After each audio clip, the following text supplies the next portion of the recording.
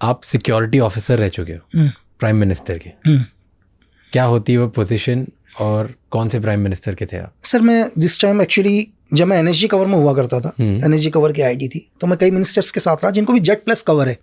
वो डिपेंड नहीं करता एक्चुअली जेड प्लस क्या है, जरूरी नहीं है कि आप कोई मिनिस्टरी हो या प्राइम मिनिस्टर हो, जो भी हो, अगर लगता है इस देश को कि आपके जाने से हमारे देश को नुकसान हो सकता है करके, ठीक है, तो आपको Z plus cover black cat का दिया जाएगा। ये जरूरी नहीं है कि आप किसी देश के प्राइम मिनिस्टर हो या एक्स प्राइम मिनिस्टर हो या किसी स्टेट के चीफ मिनिस्टर हो, नहीं, एक आप नागरिक भी हो सकते हो। आपने अपने देश के लिए क्या योगदान दिया और आपके जाने से क्या है। इसका एक छोटा सा एग्जांपल है अश्वनी कुमार, पंजाब केसरी के मालिक। बहुत कम लोगों को पता होगा शायद कि 2018 तक या 19 तक, एग्जैक्ट मेरे को फिगर नहीं पता, पर उनको भी ब्लैक कैट कवर एनएसजी लागू थी सर।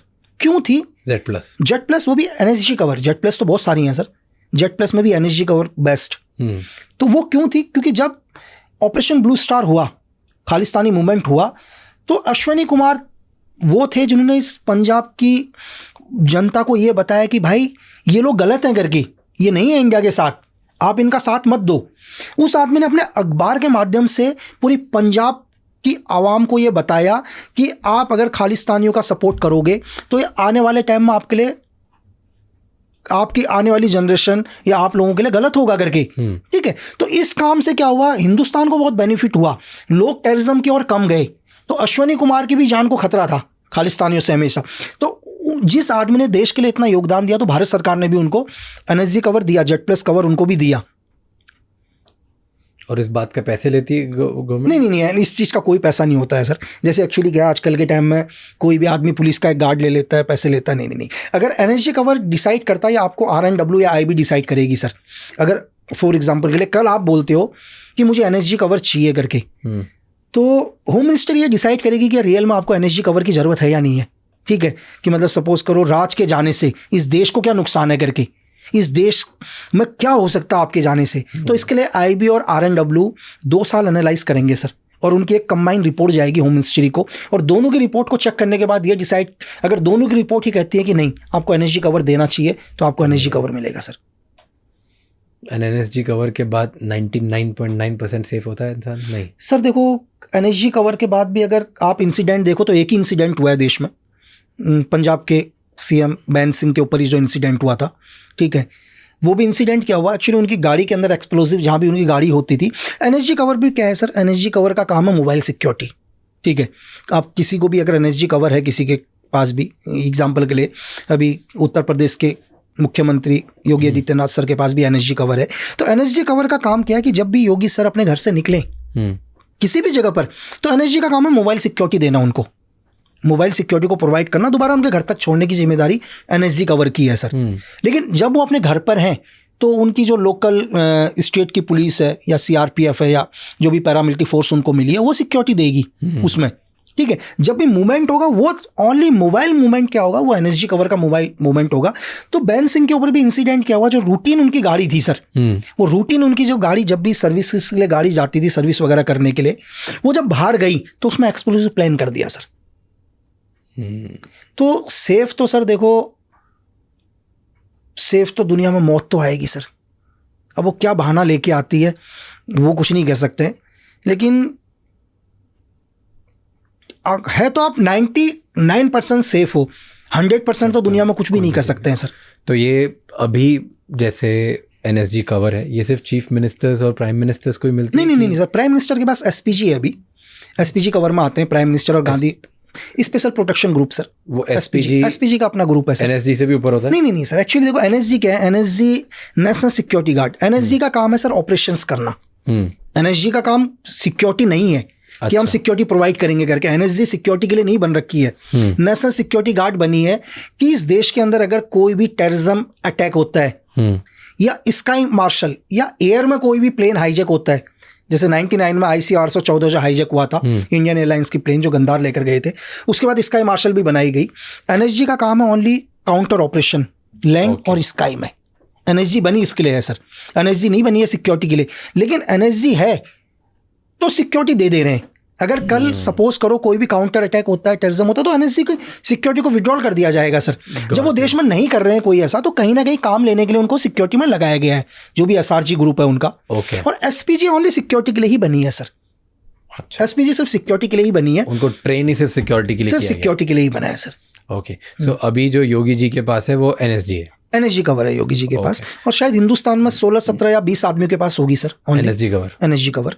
ओके, जैसे ना एक मैं वेब सीरीज़ देख रहा था, मुझे नाम याद नहीं उस सीरीज़ का, पर उसमें ऐसा होता है कि जो प्रेसिडेंशियल सिक्योरिटी होती है, जैसे बाहर के देशों में प्रेसिडेंट्स वगैरह के लिए भी सेम सॉर्ट ऑफ सिक्योरिटी होती है, राइट? तो उसमें ऐसा होता है कि एक शूटर्स होते हैं और एक प्रोटेक्टर्स होते हैं। तो एक पूरी आपकी जो सिक्योरिटी होती है, जैसे मान लो अगर 60 लोगों की सिक्योरिटी है, 50 लोगों की सिक्योरिटी है, उस 50 लोगों की सिक्योरिटी में कुछ लोगों को पता होता है कि कौन प्रोटेक्टर्स हैं और कौन शूटर्स हैं। तो जैसे क्या होता है कि अगर कभी भी क्योटिक सिचुएशन होती है, तो जो प्रोटेक्टर्स होते हैं वो शील्ड बना देते हैं उस आपके प्रोटेक्टेड पर्सन के सामने। फॉर एग्जांपल अगर प्रेसिडेंट है तो उसके आसपास वो शील्ड बना देंगे। बात समझ गया। और जो शूटर्स हैं वो साइड से जाके पोजीशन ढूंढते हैं कि भाई ये अगर गन आ रही है, क्योस हो रहा है, तो वो कहाँ से आ रहा है, उनको जाके काम होता है कि सामने वाले को अनाम करो या उस सिचुएशन को कंट्रोल में लेके आओ। और प्रोटेक्टर्स का काम सिर्फ होता है प्रोटेक्ट करना। तो ऐसा अपने इधर भी होता है कि शूटर और प्रोटेक्टर अलग अलग पोजिशन होती है। कि आपको लगता है कि कोई भी एक आदमी है जिसको जेट प्लस है, इसके रिंग्स डिवाइड होते हैं सर। रिंग्स मतलब रिंग्स डिवाइड होते हैं। अब हम आते हैं सबसे आउटर रिंग्स में। सपोज करो अभी आउटर रिंग्स मतलब क्या, मैं वही बता रहा हूँ आपको। योगी आदित्यनाथ को Z plus black cat cover है, सिर्फ आपको यहाँ ब्लैक कैट कवर नजर आ रहा है, एनएसजी कवर। जो आउटर रिंग्स होगा, उस आउटर रिंग्स का ये काम है इस पूरे वर्ल्ड में, दुनिया में ये पता करना कि योगी आदित्यनाथ के खिलाफ कौन है। चाहे वो पाकिस्तान में होगा, चाहे अमेरिका में होगा, चाहे ब्रिटेन में होगा, चाहे चाइना में, उन लोगों का एक ही काम है सर। क्या काम है? योगी आदित्यनाथ के बारे में पता करना कि कौन से देश से इनको थ्रेट है। Outer ring.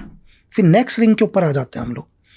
पूरे हिंदुस्तान के हर स्टेट में आदमी गए होंगे सर इनर रिंग से अंदर, चाहे आप आईबी के हो, किसी के भी हो, जिनका एक ही काम है कि इस देश में कौन सा स्टेट में योगी आदित्यनाथ के लिए गलत सोच रहे हैं, थ्रेट है। क्लियर है? फिर हम उसके स्टेट में आ जाते हैं सर, देश को हटा के स्टेट में आते हैं। तो लोकल इंटेलिजेंस यूनिट जो होगा उस स्टेट का, उनका हर डिस्ट्रिक्ट में लोग होंगे जो सिर्फ ये पता करेंगे कि इनके लिए किस डिस्ट्रिक्ट के लोग क्या भावनाएं रखते हैं, कौन लोग क्या सोचते हैं। ठीक है सर। अब आ जाते हैं हम योगी आदित्यनाथ के पर्टिकुलर्स में। पूरा का पूरा पैरामिलिट्री फोर्स का एक सिक्योर रिंग होगा सर, जहां पर पूरी कंपनी लगी होगी। ठीक है, उसके घर पर मैं आपको बता रहा हूं पूरा का पूरा। ठीक है। अब आ जाते हैं हम, जैसे ही अपने घर से निकलते हैं, एनएसजी कवर सिर्फ इनर कवर हो गया सर। मेरा काम है सिर्फ उनको सेफ लेके जाना। मेरे से बाहर पूरी सीपीटी, पूरी फोर्स लगी पड़ी है सर। ठीक है, मेरा काम नहीं है फाइट करना, मेरा काम है सिर्फ उनको अगर कुछ भी इंसिडेंट होता है वहां से एस्केप करना, उनको किसी तरह से कवर करके भगाना। फाइटर ग्रुप्स अलग है सर, सारे ग्रुप्स डिवाइड हैं। ठीक है, कि उनको सेफ निकालने का अलग ग्रुप है, फाइटर ग्रुप्स कौन होगा वो अलग है, अंगेज कौन करेगा वो अलग है, उसका पीछा कौन करेगा वो अलग है, उनका अल्टरनेटिव रूट कौन सा है वो है। हर वीआईपी के अल्टरनेटिव रूट्स होते हैं सर पूरे के पूरे, कि कहाँ से हमें निकलना है, कहाँ से क्या करना है। डिफरेंट रिंग्स है, है ना, ये पूरा प्रोसीजर है। हर आदमी का अपना अलग काम है। मेरा काम क्या है? मेरा काम है सीधे वहां से निकालना, दूसरे का काम है फायर देना, तीसरे का काम है उसके ऊपर काउंटर अटैक देना, चौथे का काम है पूरा कॉर्डन करना। सब अलग अलग डिवाइड है सर, बड़ा रिंग्स होते हैं बहुत सारे। तो जैसे एग्जैक्टली मैं यही समझ नहीं, मैंने शॉर्ट में बताया, तो ये एक थ्योरी है पूरी की पूरी। क्योंकि वो जो सीरीज थी उसमें यही दिखा रहे थे कि प्रेसिडेंट्स को सिक्योर कैसे करा जाता है। ये सब का अगर उनके ऊपर ये भी है कि उनके ऊपर जैसे फायर आएगा एक कॉर्डन बन जाएगा आदमी का, आदमी कवर कर लेंगे उनको, वो सेव हो जाएंगे, चारों तरफ से आदमी कवर हो जाएंगे। उनको सेफ निकाल के लेके जाएंगे, टारगेट नजर नहीं आएगा।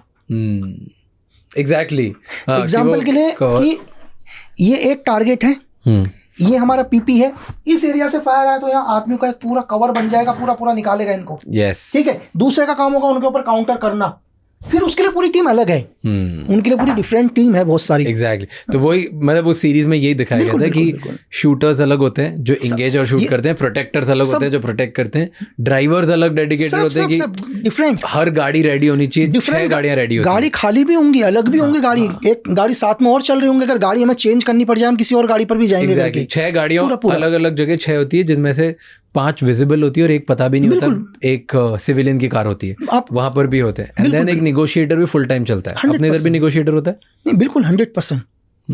क्योंकि वो बहुत इंटरेस्टिंग था मेरे लिए देखना कि जो नेगोशिएटर्स भी साथ में चलते हैं कि अगर इन सब के बाद भी कोई फंस गया, बिल्कुल बिल्कुल, तो उधर उस सिचुएशन में फुल टाइम उनके साथ नेगोशिएटर्स होना चाहिए जो स्पेशल नेगोशिएशन के लिए ट्रेन होने चाहिए कि उस पर्टिकुलर सिचुएशन निकाला कैसे जाए। मैं आपको बता रहा हूँ ना, गोरखपुर में एक शादी थी, मैं राजनाथ सर के साथ गया हुआ था।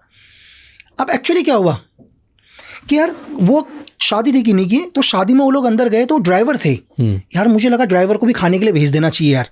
मेरी गलती क्या हो गई, मैंने ड्राइवर को खाने के लिए भेज दिया, और जैसे ही खाने के लिए भेजा राजनाथ सर आ गए यार। अब वहाँ तो पता नहीं उस शादी में तो हजारों की भीड़ आ रखी थी सर।